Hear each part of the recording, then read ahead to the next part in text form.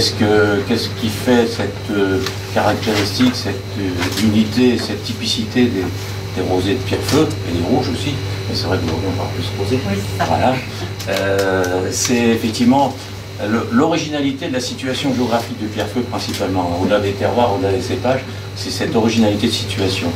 Le secteur de Pierrefeu, c'est un intermédiaire entre la zone du bord de mer qui subit l'effet tampon des masses d'air maritimes et l'intérieur des terres, la plaine du Luc ou les hautes terres du Var, qui sont plus continentales. Donc en fait, les vignes à Pierrefeu, elles poussent en vivant une alternance entre des pics de chaleur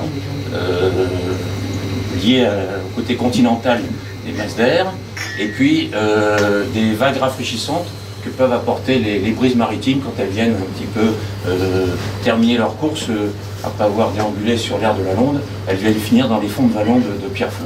Et finalement, ces raisins, ils mûrissent dans cette ambiance un petit peu particulière.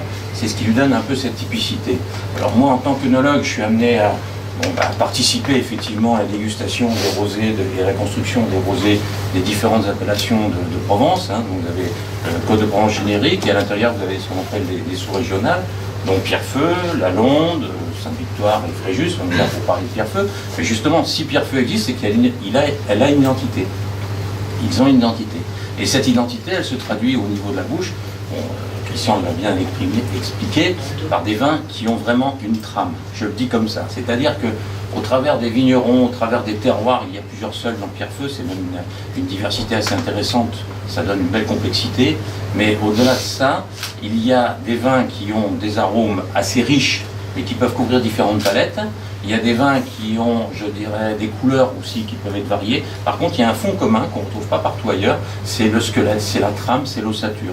C'est-à-dire que le rosé de Pierrefeu, c'est un rosé qui finalement dépasse l'environnement ou l'utilisation apéritive du rosé pour aller plutôt vers des vins de repas, des vins de bouche, des vins qui ont du corps et de la longueur. Voilà. Qu'est-ce qu'on pourrait dire d'autre si on compare? C'est vrai qu'au bord de mer, vous trouvez avec des vins qui sont peut-être un peu plus dans la rondeur, dans la douceur à l'attaque, ce sont des vins qui remplissent bien la bouche au départ, et puis qui s'éteignent doucement sur quelque chose de fin et soyeux, mais qui laissent peut-être pas autant une impression de consistance. Et c'est là où justement le maître sommelier prend le relais en expliquant que ces vins rosés de Pierrefeu peuvent très bien s'associer avec beaucoup de mets, ce que d'autres rosés ne font pas.